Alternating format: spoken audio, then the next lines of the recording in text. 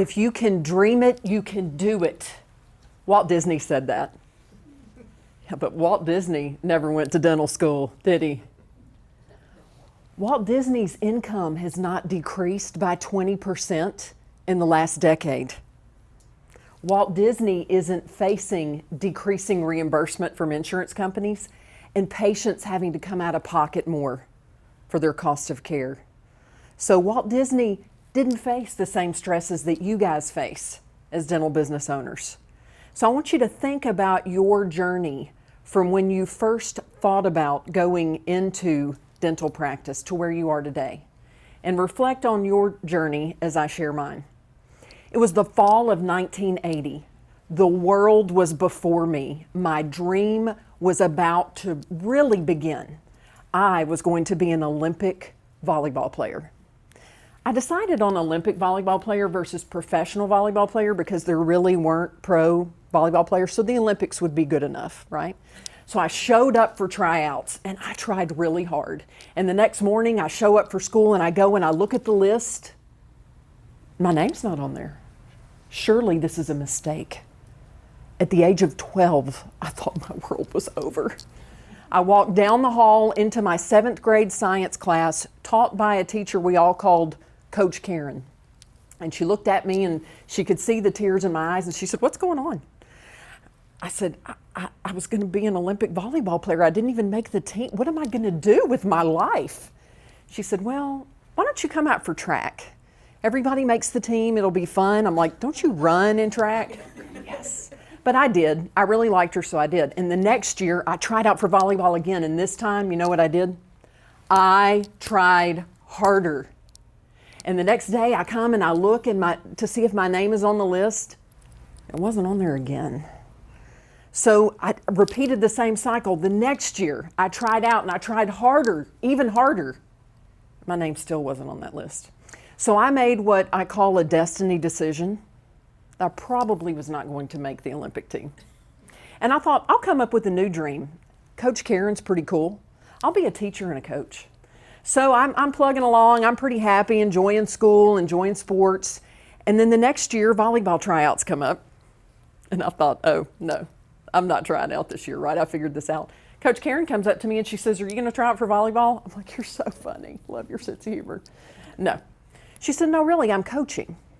And you work hard. I know you're behind in your skill level, but you've got heart and dedication, and I want you on my team." So I played for her, had a lot of fun, made the varsity team the next 2 years, played 1 year in college, still knew I needed to stick with the teacher and the coach route. So I began my thoughts on my college education, and I had a wonderful father. But he was also very firm. And I picked a school, and he said, "That's a great school." I said, "I'm going to be a teacher and a coach." And he said, "I'm not paying for you to go to that school for you to be a teacher and a coach." So again, I made another destiny decision. Take out school loans or have my college education paid for. So I picked business management. Like, how hard can that be? Like, that sounded easy. Yeah. So I wound up with a job with a little company called Walmart. You probably heard of it. In IT and then in retail, and then wound up back in Memphis with my business degree and a little bit of business experience. And I'm at church and I bump into Coach Karen, whose husband happens to be a dentist, Dr. David. And he says, "Hey, I would love to have lunch." I'm like, "Woo, lunch. I'm buying." A grown-up older than me offering to buy me lunch. I'm all in, right? And so we met and he said, "I want you to come and manage my practice." And I thought, there's a joke, right?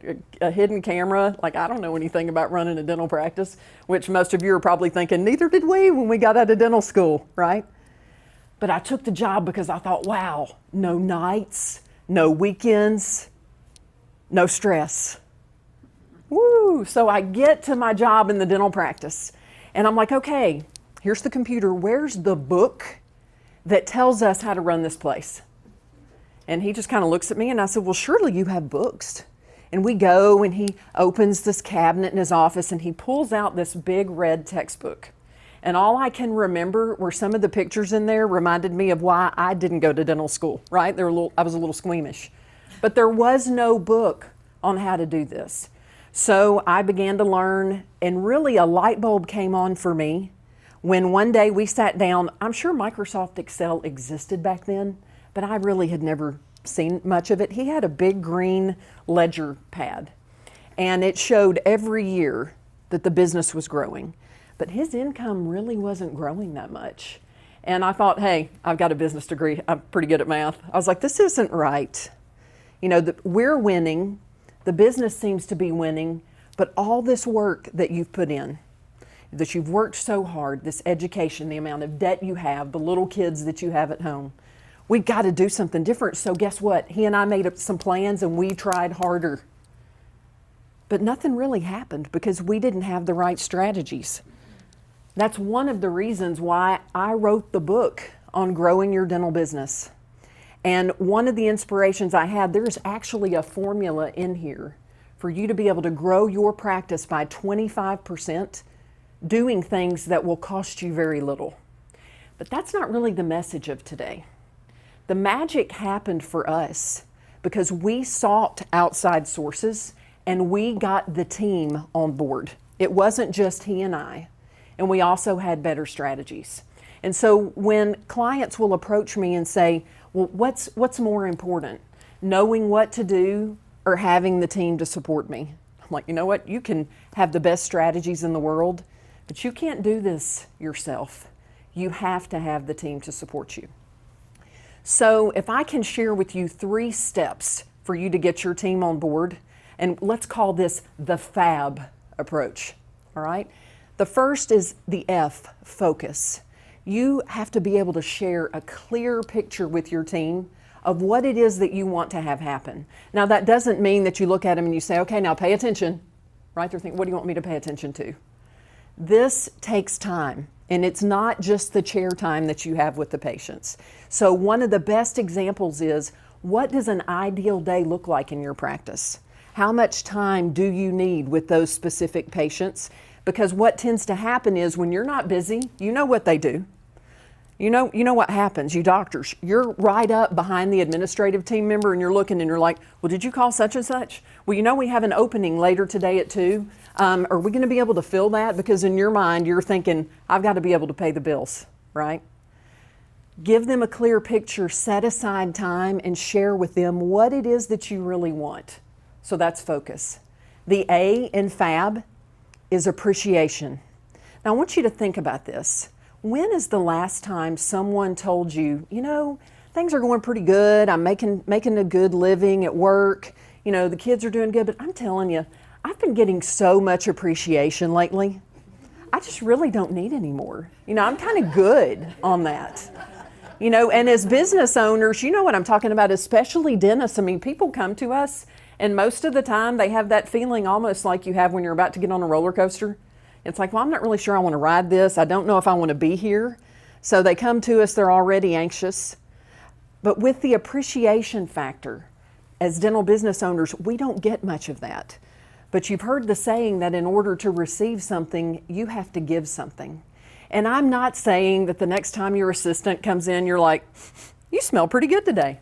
You know, right? I mean, I'm not saying that that's not a compliment, but give them sincere appreciation, give them evidence, and also do that in front of your patients. Nothing shares a message of teamwork better than others being able to hear you give a compliment. And what's amazing is when doctors show appreciation to the team members, the next thing you know, the team says, hey, thank you for getting us pizza last week when we had our meeting. It's a two-way street. And also you will hear your team members showing appreciation to the patients. We always love seeing you. You're so much fun. Oh, we were so excited when we saw you on our schedule because you bring us food. We love food. So the B in FAB might be the core of the whole message, and that is belief. If you were to think about, and this is the example that I give, because every day we come into the office, we do our best to be ready for patients, and in some ways I say it's like we're going into battle. You know, you want to know that your team has got your 6. You know, if you've got somebody behind you and they don't really believe in you, it ought to make you a little bit nervous, right? So it doesn't necessarily mean that you need to change the team. Maybe first you need to let them know what it is that you believe in. And most importantly, you need to let them know that you believe in them. even when they're brand new, even when they make mistakes, because they will, right? It happens as we learn. But you need to remind them, you know what? I know that you're learning. Let's go back to that clear picture about what we want to have happen and focus. But I know that you can do this, and I'm glad you're on my team. Here's what happens when that belief gets in place. It begins to spread throughout the practice. You know, when we think about, how do we grow our practice? Marketing is communication at its essence, and your patients can feel it. And it begins with the patients usually when we answer the telephone. If your team believes in you, when your team picks up that phone for you, they are you on the phone, right? Because you can't be everywhere. You want that enthusiasm to come across on the phone. And it will begin to happen that they will tell your prospective patients, oh, you're going to love it here. You know, I'm so glad you're bringing your kids in. Our doctor is so awesome with kids. You're going to love our team of hygienists, because you want your team to be different than those other offices, right? Most medical offices, I'm wondering if they get their phone training from the IRS or something like, I mean, it's depressing. So you want them to set themselves apart. Also, even though we have belief, sometimes we need reminders. So I want you to pretend, if you have your phone, you can grab it, or you can pretend that you have something in your hand, right? We can still pretend, even though we're grown-ups. And I'm going to make the sound of the phone ringing, okay? When we may say there's no business like show business, I say there's no business like smile business. And we're in the business of making people smile. We need to be smiling, okay? So here's what I want you to do. This is something that you can put into practice with your team. They will be so impressed that you taught them this. Okay, the phone rings, and then I want you to do what I'm going to do. Ring. Okay, and when you put the phone down, all right, ring. Okay, y'all are really good. Okay, one more time. Ring. Okay, same thing happens if you have a chime on the door. Somebody comes in the door, what happens? Because people can't really tell you what your beliefs are unless you take the time to tell them. But a smiling person, even, and I understand that, guys, sometimes you don't feel like smiling, right? You're thinking about all of your school loans and other things that you may have going on. But the magic begins to happen when you get your team on board, when you begin to look at that frustration. So maybe your dream might be a little fuzzier than what you would like. But I never will forget the day in thinking back to getting the team on board. I was so inspired by what we learned with that consulting group that I actually told my dentist, I want to replace myself in your practice. I promise I won't leave you high and dry, but this stuff is amazing. I'm going to go out and share all of these things that I've learned, that we've learned with other offices. And so he was good with that. But the day, my last day in the office, it's a day I'll never forget. I thought I'd be excited, and I kept watching the clock ticking, and I didn't know whether to be excited or sad, you know. And so I remember the last patient left. I was balancing everything out, and Dr. David came to the front.